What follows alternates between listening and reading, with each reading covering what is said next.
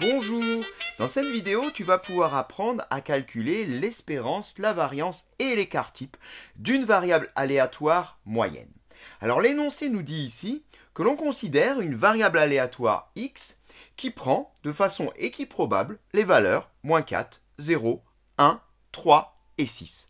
Et à partir de là, on considère la variable aléatoire m50 d'un échantillon de taille 50 de la loi de x. On nous demande de calculer espérance, variance et écart type de cette variable aléatoire moyenne. Alors déjà, qu'est-ce que c'est qu'une variable aléatoire moyenne? Eh bien, cela signifie qu'on va répéter 50 fois de suite la même expérience. Et on considère alors un échantillon de taille 50 qui est formé des variables aléatoires x1, x2, x3, etc. jusqu'à x50. Et chacune de ces variables aléatoires suit la même loi que la loi de x, la loi qui est définie dans notre énoncé. Ainsi, eh bien, il va être possible d'évaluer le résultat d'une telle expérience en étudiant la variable aléatoire m50. Et qu'est-ce que c'est que cette variable aléatoire m50? Eh bien, c'est la variable aléatoire moyenne qui est définie de la façon suivante. Eh bien, si on s'en réfère à la définition d'une variable aléatoire moyenne, ça nous donne m50 égale, alors pour mn, 1 sur n, donc pour nous ça sera 1 sur 50, facteur de x1 plus x2 jusqu'à xn, soit x1 plus x2, nous ça ira jusqu'à x50.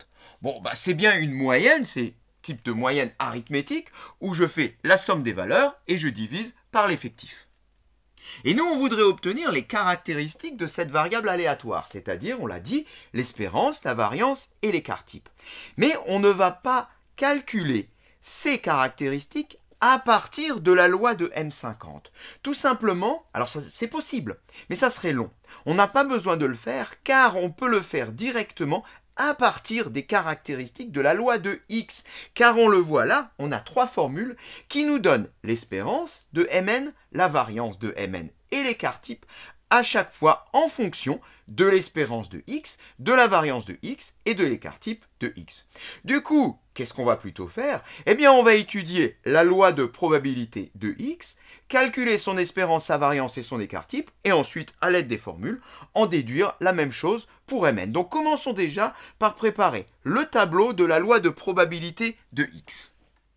Voilà, donc on rappelle que x peut prendre les valeurs -4, 0, 1, 3 et 6 et on voudrait donc obtenir les probabilités correspondantes. Mais c'est assez facile en réalité. Cette loi est très simple car on nous rappelle que les valeurs sont prises par x de façon équiprobable. Ce qui veut dire que la probabilité d'obtenir -4 est la même que celle d'obtenir 1. Et c'est la même chose pour toutes les valeurs. Il y a donc 5 valeurs, ce qui veut dire que pour chaque valeur, j'ai une chance sur 5. On peut donc compléter. P de x égale -4 égale 1 cinquième. P de x égale à 0 égale 1 cinquième. Et on poursuit jusqu'à P de x égale à 6, qui est également égal à 1 cinquième. Et à partir de là, ça va être assez rapide de calculer l'espérance, la variance, puis d'en déduire l'écart type de x. C'est pour ça qu'il est beaucoup plus intéressant de passer par la loi de x que la loi de Mn, comme je l'avais annoncé tout à l'heure. Commençons donc par calculer espérance de x. Et bien pour cela, on va faire la somme des produits des probabilités par la valeur correspondante, soit 1 cinquième fois -4, plus 1 cinquième fois 0,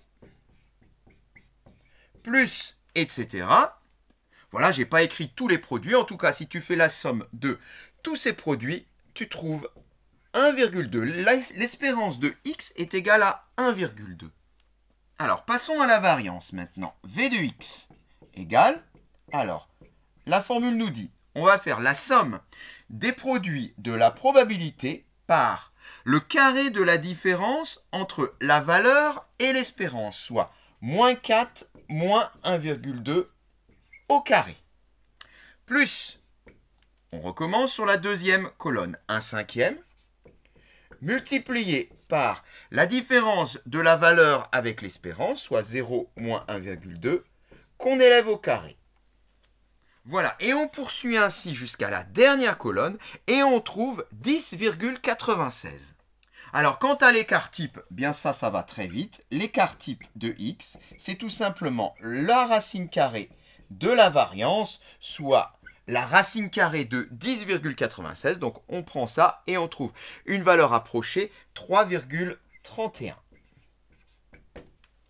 Voilà, on a espérance, variance et écart type pour la variable aléatoire x. On va faire un tout petit peu de place, on va en avoir besoin, puisque maintenant on voudrait espérance, variance et écart type pour la variable aléatoire moyenne M50. Et là pour la suite, ça va aller très vite, parce qu'on le voit, il suffit juste d'appliquer les formules. On nous dit que l'espérance de la moyenne, c'est l'espérance de x. Parfait. Du coup, l'espérance de M50, eh bien, c'est également 1,2.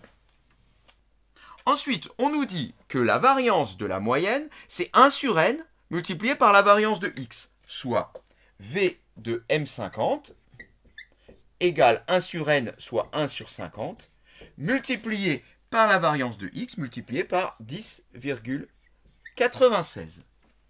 Et on trouve 0,2192. Et enfin, l'écart type de notre variable aléatoire moyenne M50. Alors là, c'est comme on veut, hein. Soit on peut partir de la variance qu'on a calculée pour M50 et prendre sa racine carrée, soit on peut utiliser une nouvelle fois une des formules qui nous donne les caractéristiques de M50 en fonction de celle de x. On va faire ça, puisqu'on nous dit qu'il suffit de prendre l'écart type de x divisé par racine de n, soit l'écart type de x, c'est 3,31, et n vaut 50 divisé par racine de 50. Alors là, on est en valeur approchée et on trouve environ 0,468. Et bien voilà, on a obtenu donc espérance, variance et écart type de notre variable aléatoire moyenne M50. Et du coup, cette séquence est terminée.